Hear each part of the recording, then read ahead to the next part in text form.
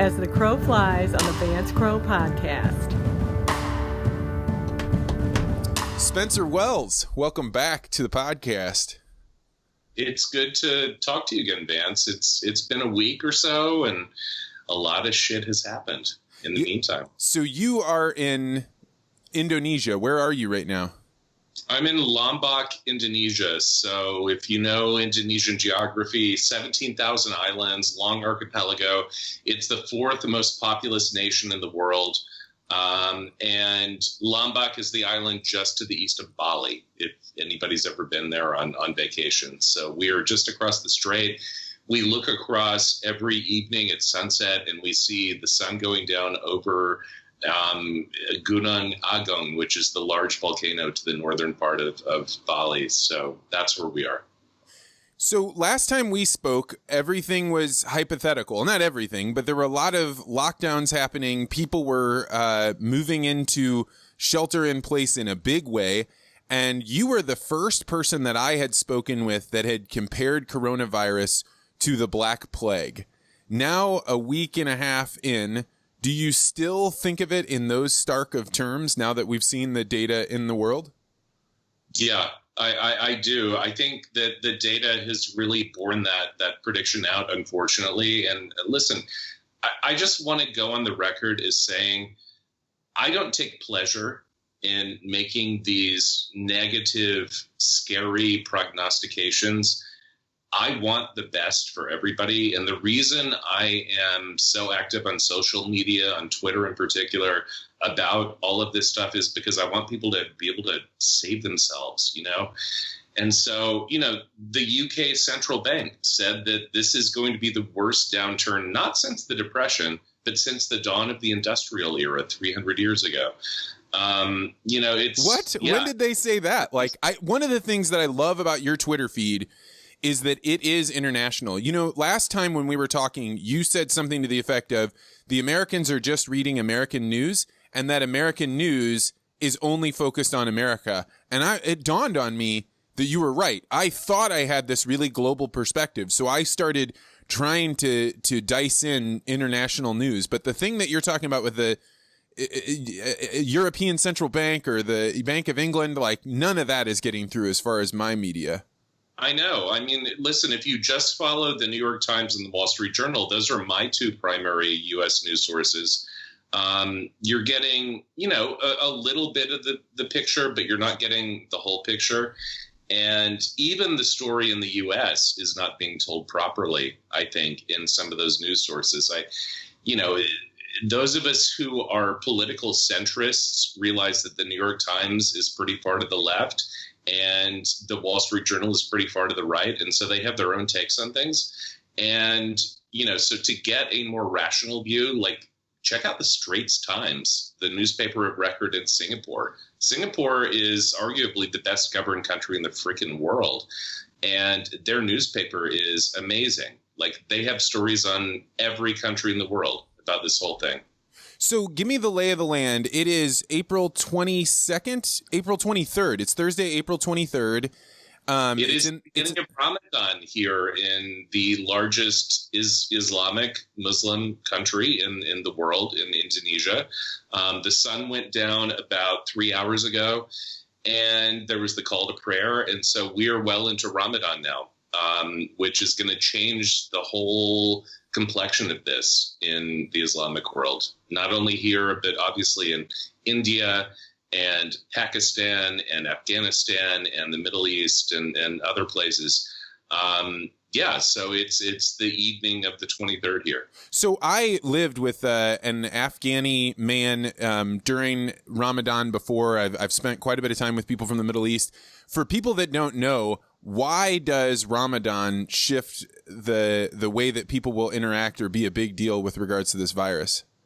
Well, so the main thing with Ramadan is it's like Lent in Christianity. So, but they take it much more seriously in Islam. And so you cannot eat or drink water. Like you can't drink alcohol, of course, if you're a Muslim, but you can't eat or drink water or any liquid from sunup to sundown every day. And in a tropical country, we're hitting temperatures now. We're into the dry season. It's 95 during the day, and the heat index is like 105. People basically just kind of lie around at home between sunup and sundown, and then they have these amazing feasts in the evening, the iftars, and so that's their opportunity to actually eat and drink for the whole day. But it changes the way society works. I mean, everything shuts down. Like, businesses open later, they shut down earlier. They may not be open at all, in addition to what's going on with the coronavirus. So it's really interesting to witness. I'm not a Muslim, obviously, but it's fascinating to me as a student of history and world cultures. And does that mean they'll be more socially distant or less socially distant? Because it was my recollection is a very family time, a very bring together your neighbors and guests. Will that be something they'll be pulled to do? More socially distant. Again, Indonesia, it's interesting. So since we last spoke about a week ago, Indonesia has really kind of, not on a national level. This is a big country, as we talked about, and it's got this really complicated history of political violence and, military coups and things like that. The president, Jokowi, has done, I think, a decent job, not a great job, of managing the COVID outbreak so far. But essentially what has happened is that regions, little provinces, have been left to their own to make their own decisions. And they've all uniformly instituted mask regulations. You have to, when we live in a development that is mostly full of expats. We have Australians on one side, Germans on the other, our little compound here. And, to come in, you have to have your temperature taken, and you have to be wearing a mask, and you have to wash your hands with hand sanitizer. They're doing a pretty good job. So it's pretty decentralized right here in Indonesia, but I think they're doing a very good job. So in the United States, people are watching that the death rates that they thought were going to happen, they thought the hospitals would be overrun, that there would be a shortage of body bags, and that it would be absolute catastrophe, and that when they saw what was going on in New York, that kind of shocked them, the amount of sirens they could hear on the news. But today they don't see their local area looking like that. And so their perception is the models were wrong. It's not as deadly as we thought. Let's go ahead and open up the economy. You, Spencer Wells, are a population geneticist and a world traveler who's been all over the world. How does that sound to you as Americans are pushing to open up the economy? It sounds absolutely insane. Follow my Twitter feed again, at SP Wells. I post this every day, the linear chart of number of confirmed cases around the world, and the rest of the world is flattening the curve, as they say, although that's not good, because we will probably have additional waves of infection. And so, it's good for now, but it's not necessarily the solution. But the U.S. is still rising exponentially. It's not going down. And so the idea of reopening the country right now, to me, is insane. Again, I've said this. I think I said it on our show. I've certainly said it on other podcasts I've done. You can't spend money when you are dead.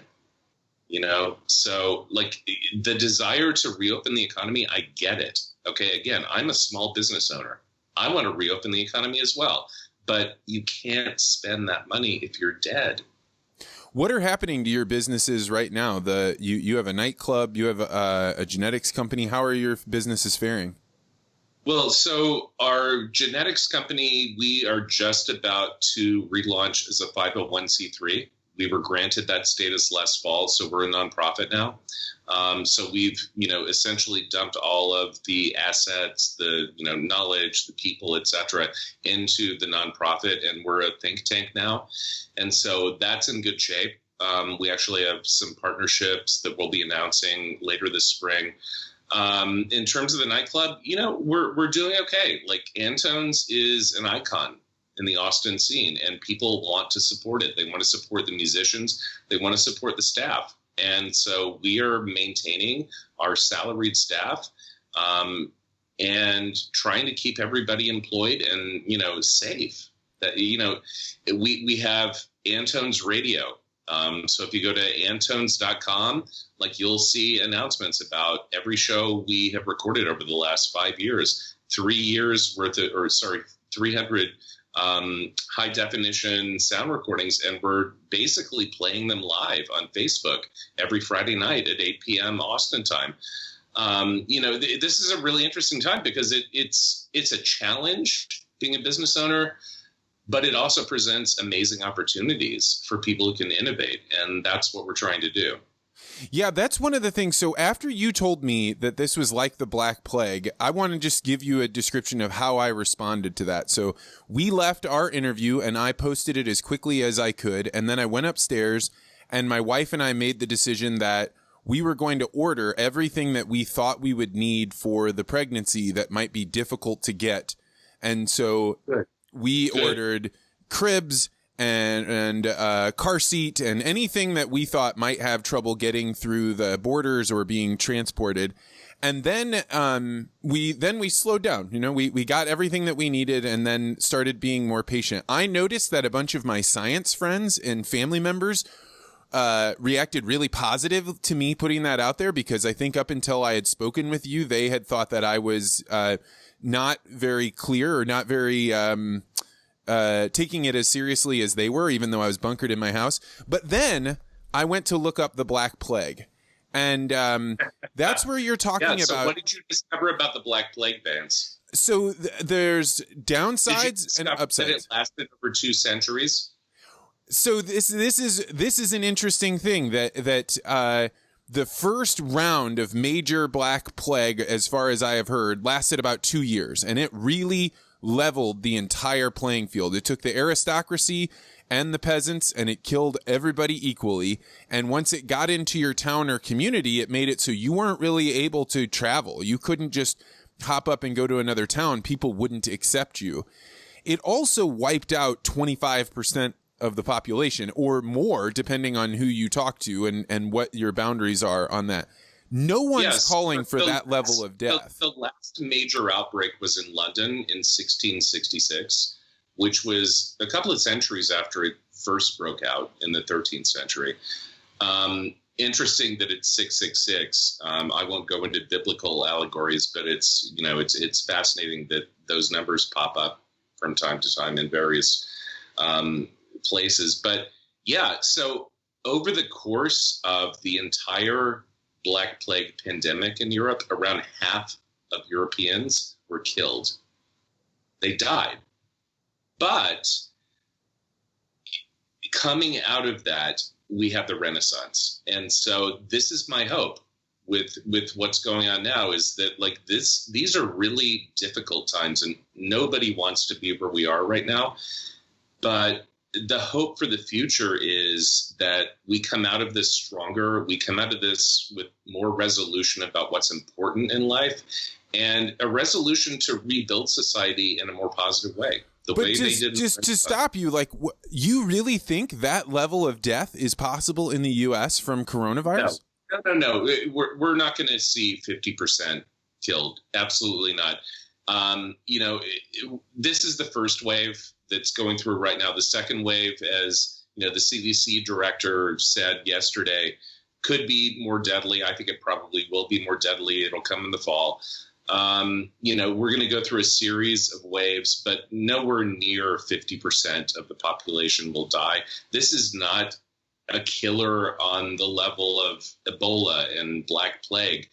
This is, it's worse than the worst seasonal flu we've ever experienced.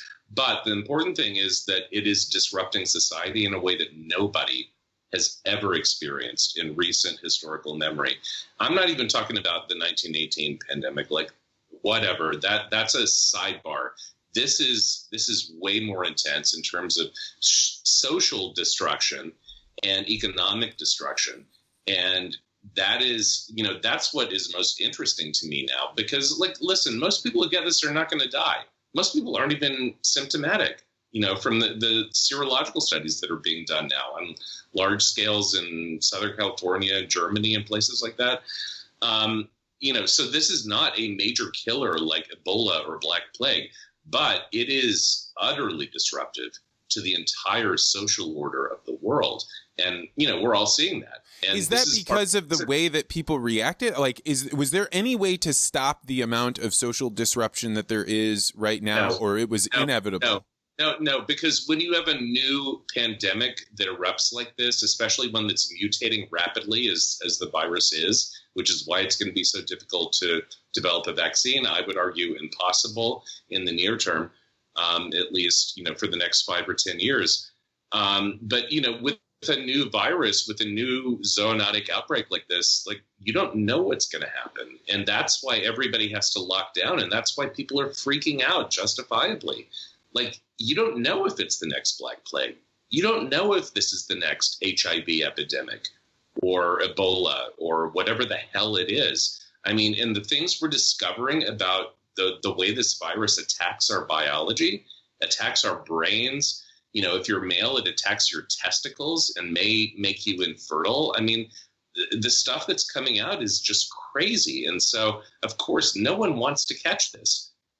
But it's not as big a killer as these other things. So I would argue that the fear of this is far greater. And, therefore, the social impact is far greater than the actual, mortality rate.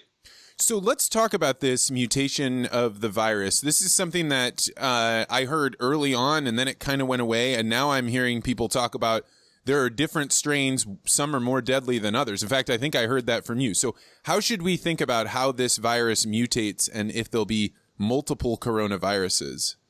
Well, so there is a website that is actually cataloging the known genetic sequences of the virus. And most of those, they were sampled early on.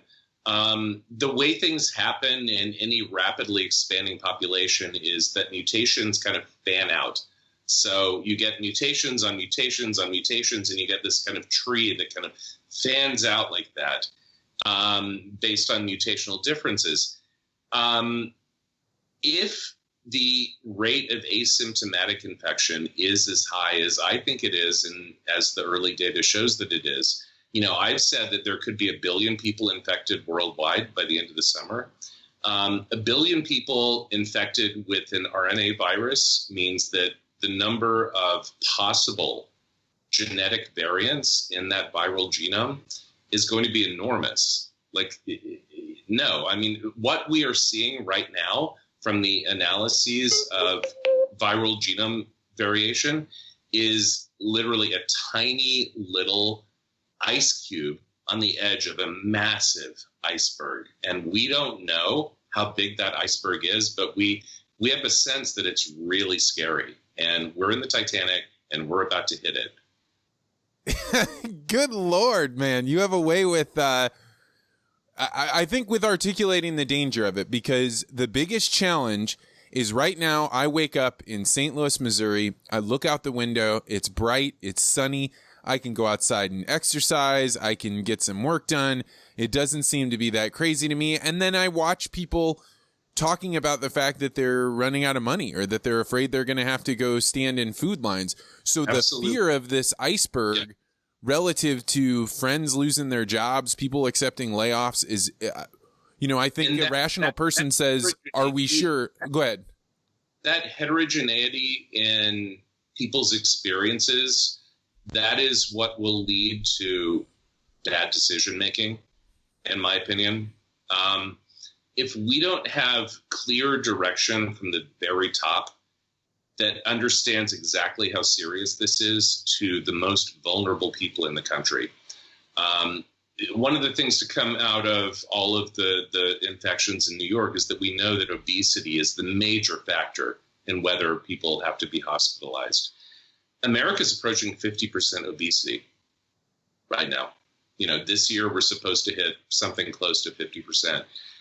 The entire country is a simmering cauldron of susceptibility to, hospitalizable infections from this thing. But on the other hand, like you said, young people, healthy people who are, fit and, have the right genetic makeup, and that's another component of it, you're like, why can't we get back to work? And this is what I want. I mean, this is part of a strategy that I'm trying to build out, that I'm writing up for a publication in the U.S. is, everybody needs to get back to work. We want to get back to work. We have to do it smartly. So how do we create risk pools? So the people in the high risk pools, no, you're locked down. Essentially, in my opinion, these days, if you're over 60, you're retired. You can't come out of hiding. Like you can't go back to work again if you're over 60. That will be so devastating to the American economy that it is unspeakable. It will. So we have to change the way the economy works. But if you are a healthy person with the right genetic risk profile in your 20s or 30s, absolutely get back out there. Start up the economy again, man. You know what? This may sound crazy. One of the things that happened with the Black Plague is that the aristocracy, the old hierarchy system, got leveled in some ways because the labor pool, they were able to, it used to be you were tied to the land, and part of the royalty said, you go work for this guy and you don't really have a choice. This is one of the dawn of the Renaissance that led into the Industrial Revolution. I mean, land became less important after that happened. And, workers could basically demand their own salaries. The world became much richer. Yeah, 4 times as much they were able to charge for their days. So they were able to do a regular day's work and get 3 to 4 times worth of pay for it. So for the people that survived and the people that were able to move around and find those working arrangements, it was the flipping of the order that many people in society have been calling for a long time. I mean, like, there's a reason that okay boomer language gets in there, and it's because of a generation thinking the people older than us are holding us back. And you're suggesting that's actually the only way to hold back the tide is to keep the 60-year-olds out and let the young people start taking over big swaths of the economy. Do you have grandparents who are alive? Not on my side, no. What about parents? How old? My dad is 78, so my mother is 68. 73. She's going to be 74 this year. And she hasn't been out of her house for 6 weeks. And I've told her, like, you may never leave that house again during your lifetime. That's how serious this is. Spencer, man, you are out there on the edge as far as my world. What you're saying is so contrary to what people think is possible that they're either pulling their trucks over to the side of the road and calling their parents to tell them how dangerous it is, or they're laughing because they think that you're a crazy person. And again, it's because of the heterogeneity in outcomes, because we don't completely understand everything about what affects that. If you're infected, the majority of people seem to be asymptomatic. Okay, so it's easy to pass this off as a common cold for those people. Other people, healthy triathletes in their mid-20s, die within days. Until we understand why that happens, it's scary as F. and you think it's more scary than people getting in their cars and driving into work and the number of car accidents and the flu and the random death that happens just in the world? Every decision that is made from here on out has to be based on science and reason. It has to be based on facts and data. You cannot make decisions based on economic desire or politics. That will kill people. That's an interesting way to put it about economic desires, because that's one of the challenges that I've thought of, and this may just be wordplay, but we're not really in a fight between saving lives and the economy, because economics is the study of how do we disperse scarce resources. So no matter what this is on trying to protect people, the allocation of scarce resources is what we're trying to figure out. And I look at it and say, if you convince all of the people working in meat plants to stop going to meat plants because they're getting coronavirus, meat is going to stop in the United States. Yeah. Listen, again, I am not advocating a shutdown of the U.S. economy because I'm a leftist, because I hate America. Like, I want America to go back to work as soon as possible as well. It would benefit me, but it's also like better for the world. And it's better for every American who lives within the confines of the states. The reason I'm so worried is because I think it's going to be worse given how much we don't know about this virus and given what we don't know about the next wave. And remember the 1918 pandemic, the flu pandemic, it was worse in the second wave. Given how much we don't know right now, reopening the economy, I worry not only will it kill a lot of people, not only will it not build up herd immunity, because there's a lot of work that's coming out now showing that humans don't retain long-term immunity to this virus and they can be reinfected, just like the flu. So that's not new. But it's just, come on, let's figure out the science before, we're only a month into this, really, 6 weeks into it at most, depending on where you're living. Let's figure out the parameters before we make crazy decisions. That's all I'm saying. So, Spencer, you are a world traveler. In fact, probably one of the great world travelers alive today. You've traveled there is a fantastic documentary you've done called The Journey of Man, and you go up to the Arctic Circle, you're down in Namibia, you are in Australia. You have been a person that has traveled widely and freely. You've used your ability to move around the world to an extreme degree. Do you imagine that you will be able to go back to those places in your lifetime? What does this mean for a guy like you? It's going to change a lot. I feel like travel is in the process of shifting back to the way it was when I was a child. So going back to the 1970s, when I took my first Southwest Airlines flight, I dressed up in my Sunday polyester suit with a tie, and I flew from Lubbock, Texas to Dallas, Love Field on Southwest Airlines. I think it was like 1976 or something. Early days of Southwest Airlines. But, people used to dress up. Travel used to be a real luxury. And I feel like that's what we're moving back to. I feel like business travel simply to do IRL chats with people, that's going to go away. I feel like we're all moving to virtual meetings and so on. So I've been shocked by how much I could do. I used to believe very firmly you can only do this stuff live and in person. And I used to despise video chats. Why do you want to look at me while we're talking? Dude, listen, I'm sitting, it is 9:30 at night on a remote island in freaking Indonesia. And you and I are having a live chat being video recorded that's going to go out on the internet so that thousands of people can see it. The world is different now. I mean, and thank God. I listen to Spotify all day, every day. And, thank God I can stream that music. It's awesome. We watch Netflix at night. So the world has changed a lot because of the internet.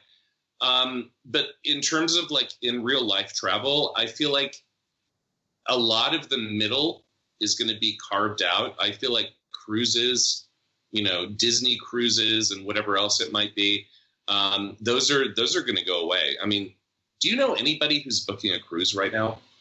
No, I've always been surprised about that. Even after norovirus, I used to be surprised about this. So last time we spoke, you had a very insightful indicator for how does corporate America think about coronavirus? And you kind of framed it as the Disney index, I think. Basically saying these are the people that are in business to have entertainment, to bring people together where it is joyous. If you watch what their behavior is, you can tell how corporate America thinks of this disease. Do you still agree with that index? Absolutely.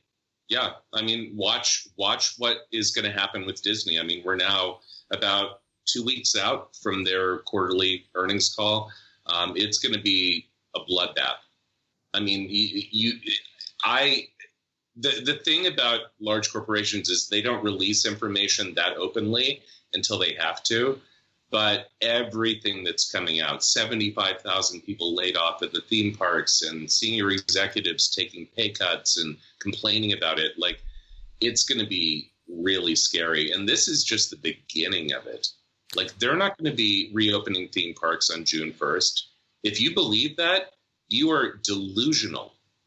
And they know that. They know that as well. They're trying to project confidence. That's what corporate leaders and government leaders have to do. They have to project confidence. But, inside the machine, they know how long this is going to last. It's scary. So Naval Ravikant, who is a VC investor, I don't know if you know Naval, but he had a tweet yesterday that went quite viral, and he basically said the economy will reopen when white-collar people start losing their jobs.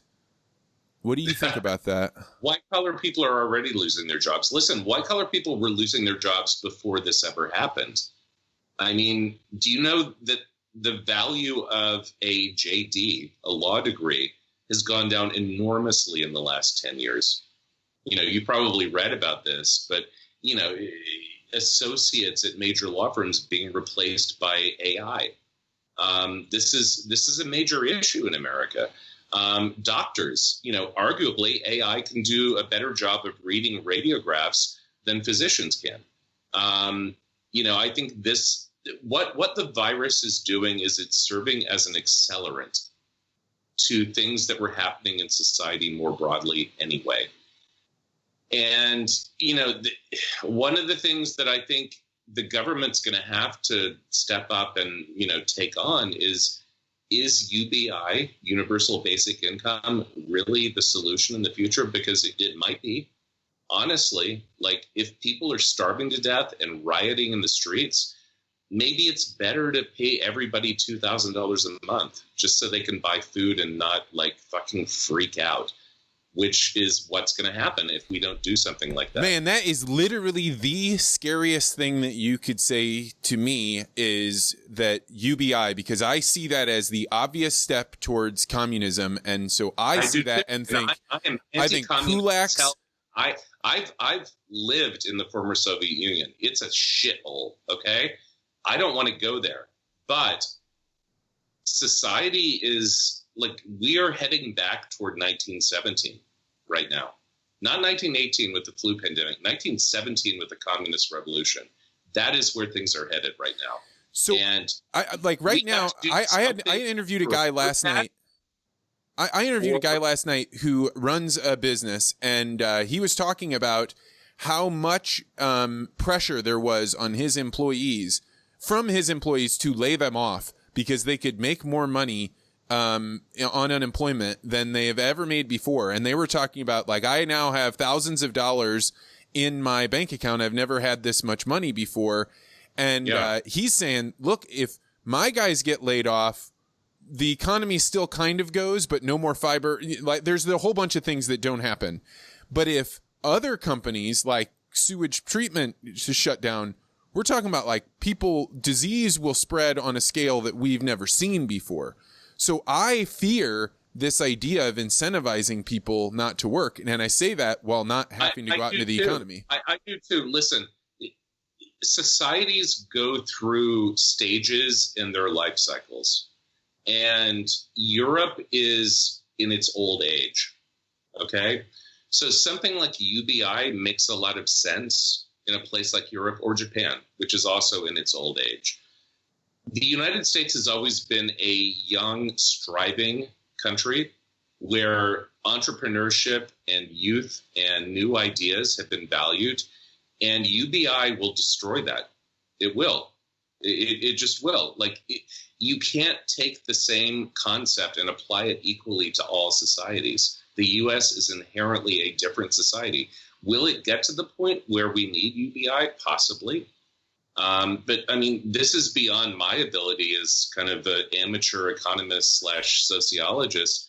But I'm just I know history, and I know that UBI is not right for the U.S. Not right now. It might be in the future, but it's not right for the U.S. at the moment.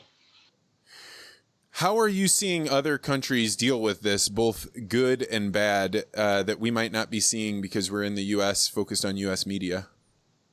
The main thing that I'm noticing is this really weird disconnect between what we predicted at the beginning of this pandemic, which was poor countries in the tropics were going to be hit really hard.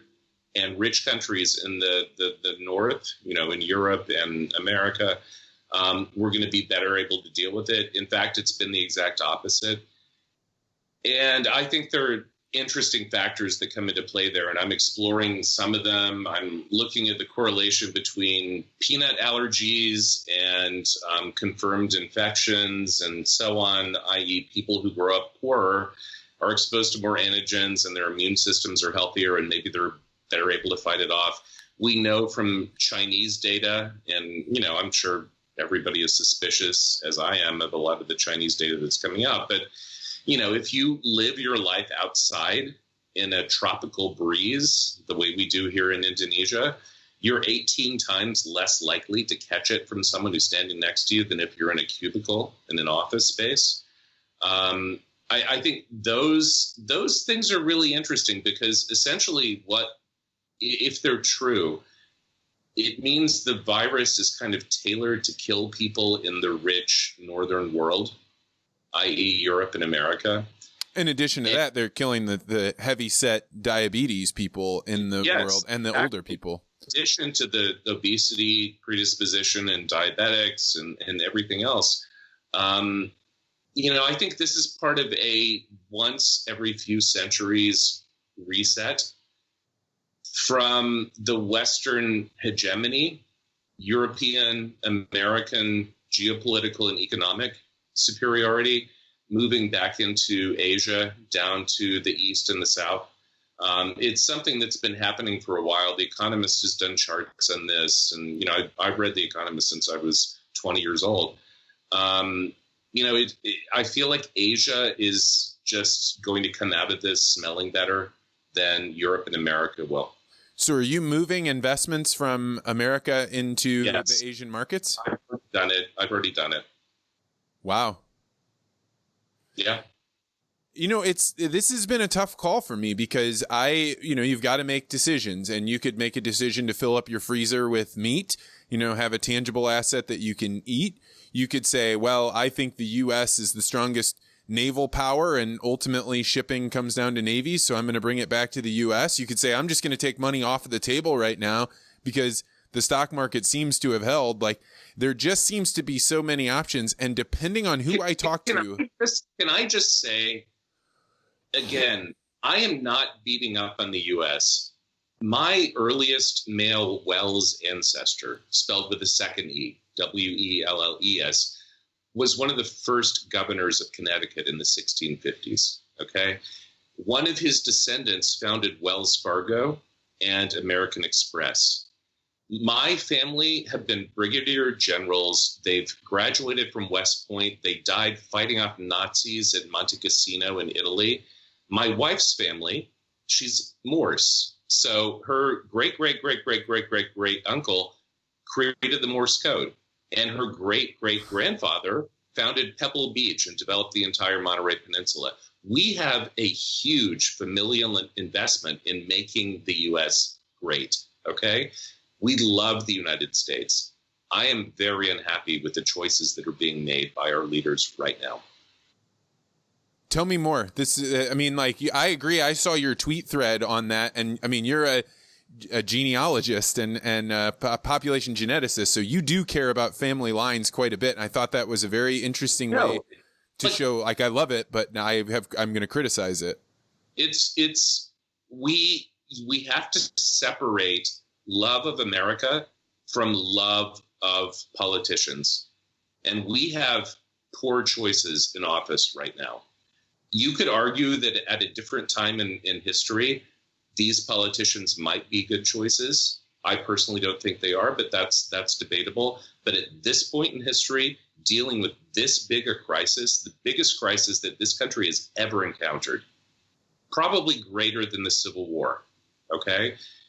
We do not have the right leaders making the right decisions. And that's all I'm saying. I mean, I have to agree with you, and I try and avoid talking about politics because as soon as somebody thinks they know who you voted for, then all of a sudden they write you off. But I listened to a guy named Eric Weinstein who has this new podcast called The Portal, and he described in great detail how for the last 40 years we've selected presidents based on some other characteristic than dealing with war, some other characteristic than existential pressure, because we've had it so good that that our stability that we've hired actors, and the actors are pretending to deal with problems. Why do you think the greatest generation was so great? Because they lived through the Great Depression as children, and then they went off and fought in World War II as a team, as a single United States unit, fighting off fascism. An existential crisis, as you say. We haven't had anything like that. But when they came back from both of those two things, they created the greatest country the world has ever known.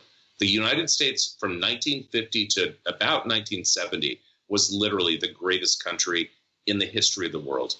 And I lament the loss of that, as I'm sure many of your listeners do. And in truth, like, it would be really great right now if our senators, for example, were statesmen, and they were actual people that have developed things in the world, business people that understand how things work. They go for a little while into office, they put in their political position, and then they come out. But we haven't had to have that, right? We've selected for a different pressure, and hopefully in the new coronavirus world where only certain people can work and other people can't, you start seeing real leaders pop up and say, I'm willing to take risks, and I'm willing to be smart, and I'm willing to forego economic decisions in the short term for something over the long term. That's the hope, is that we create a new renaissance, and I think it will happen. I am long term very hopeful about the U.S. I feel like, America stands for something that really matters to everyone around the world. It stands for something that's never existed anywhere else in the history of the planet. And, it's been misled for a while now. And I feel like it's going to come back from that eventually. But it's going to be a painful, slow process. And there's a lot of stuff we have to just, shove aside and get rid of. Do you think it matters that, so right now there is a movement talking about how the Chinese found out there was coronavirus. They locked it down so people couldn't travel within the country, but they started sending hundreds of thousands of people ultimately to the United States and Europe. Does that matter? Because some people are perceiving that as an attack that China did, or is this all blaming? How should we think about this? I don't think it's an attack. Now, there's a lot of interesting data that's come out about the Wuhan virology lab and whether this could have escaped from the lab. I think it's entirely possible that this could have been a virus they were studying in the lab, and they didn't have proper, biosafety lab, BSL, precautions in place. But it only accelerated something that was going to happen naturally anyway. I mean, we saw SARS, we saw MERS. Like, there's been a history of coronaviruses emerging from, zoonotic sources. Something like this was going to happen. Everybody knew that. Everybody who followed emerging diseases knew that this was going to happen. This is what is so bizarre to me. Nassim Taleb and I both talked about this is not a black swan. This is a white swan. I think your most popular YouTube post of all time is that excerpt where I talk about this is not a black swan event. This is a white swan event. If you willingly choose to ignore risk, then you're going to be bitten in the ass, honestly. So since that posting where we talked about it's a white swan and not a black swan, a guy came on to talk about the fact that he has stopped trucking hogs to the meat processing plant. He was fired from his job, which means to him, if multiple plants do that, you're going to have farmers going out to their hog barns because they can't process them, shooting the pigs and burying them in mass graves. And that's the thing that people look at and say, that's why there's this divide here. And like, they aren't even sitting there saying my economic hopes. They're saying, are we really prepared to do mass graves of pigs in the Midwest? So I have, somewhat jokingly called this the revenge of the peasants. I think people who farm the land, have chickens, hogs on small farms, can feed themselves and their family, are going to be the richest people in this whole thing. That's where true wealth lies. And it really comes back to basics. It's like, Maslow's hierarchy of needs, like, okay, shelter, food, water, providing for my family. Yes, having food to eat is really important. And if you live in a major city, you're not able to do that. I mean, who the hell is going to be able to grow all the arugula and microgreens and, Spanish black-footed,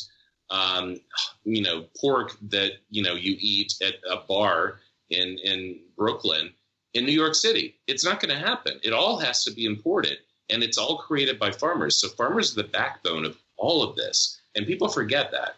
The U.S. used to be majority farmer. You go back a century. Yeah, in the 1900s, it was 42% of the population, and now it's less than 2. Yeah. Yeah, and now exactly. And so people forget how important farming once was and always will be, because if you don't eat, you won't live. And the complexity of all of this has been, when we think of a farmer as a part of that 42%, that was a farmer that raised a few hogs and then slaughtered them themselves, or they had local butchers. That system it's not gone, but it is mostly gone, right? Like, for the most part, people take pigs in mass to large factories. And while I'm watching a lot of my friends... I used to own a property in the Shenandoah Range in Western Virginia. Not in West Virginia, but it was just across the border. And I would drive across into West Virginia. We would go on trips over there. And, it was all Purdue-owned turkey and chicken farms. Massive, like, greenhouse style, huge chicken raising facilities. It's so difficult to imagine the world that existed before factory farming. And again, most people in the cities don't know anything about this. They've never traveled to these places. Because even in good times, they were rejecting the idea that you want these factory farms. But if you do not have mass production, you can't have cities where millions of people live on top of one another. So the people that I see pivoting to be able to sell directly into the city, that's good, but that's for a select few people that will be able to buy directly from farmers, because... Yeah. No, listen, we all complain about factory farming. Like, I'm not a fan of feedlots. Like, I grew up in Lubbock, Texas. There was a feedlot to the west of town. We would get... when the wind shifted in the right way, the most horrible stench spreading over the entire city, and a lot of people like having allergic outbreaks and everything else from the manure. But, we also want cheap meat. We want cheap food. And we want to be able to go to Walmart and buy lettuce for far less than it should really cost to grow. We want to be able to grow, buy ground beef for far less than it should cost to buy. And the only way to do that is with factory farming. And so you make choices. And I think people are not aware of the choices they have been making. Amen to that. And I'll even say I myself, right? Like, I had gotten to the point where I've way overvalued efficiency, and resiliency seemed to me to be almost a silly concept, because it's like, well, look how sophisticated we are. And frankly, right now we have weathered well more than a month of slowdown, and everybody's able to get meat and everybody's able to get food. So there has proven to be some resiliency, but if it goes on as endemically as you're talking about, we will have real problems. We will. Yeah. And again, I feel like the people who can grow food are going to be okay in all of this, because that is ultimately what it comes down to. If you have shelter, if you have water, the only other thing you need in that equation is food. And if you have those three things, you're going to be fine. I mean, I have a great-grandfather who was a banker in New Jersey in the 1920s. He lost $1 million in the crash of 1929. And he decamped up to a vacation house he had in Vermont and became a farmer. And they were fine throughout the 1930s. Those are the people who are going to survive. All right, Spencer. Every time I talk with somebody, I ask them, what do you think the world will look like in 2 weeks?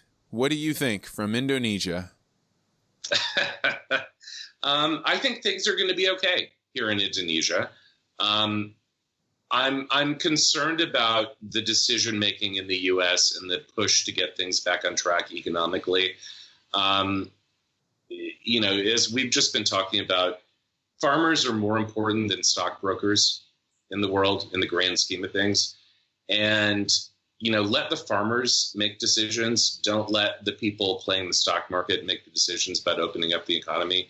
So in 2 weeks, I'm worried that the U.S. is going to be making decisions based on the wrong inputs. And it's not going to be pretty. Well, I'll tell you, my father is a stockbroker and all my friends are farmers. And I can tell you that the farmers all want them. Well, I can't say all of them. I say a large percentage of them. They don't care right now if the economy is shut down or not because their life goes on because they're hopping in tractors and planting. Absolutely. So listen to those people. They're really smart. They understand what's important. Spencer, this is great. I'm fond of the phrase, find the person that you respect the most, that you disagree with the most. And I can't say that I disagree with you the most, but I absolutely respect that you are putting your reputation on the line to say things that the rest of the population isn't saying. And right or wrong, I deeply respect that you're willing to put it out there. And I appreciate what you're doing for other people. Well, thank you, Vance. It's been good talking to you again. Yeah. Have fun with the rest of your evening, and we'll talk later. Thanks, man. Stay safe.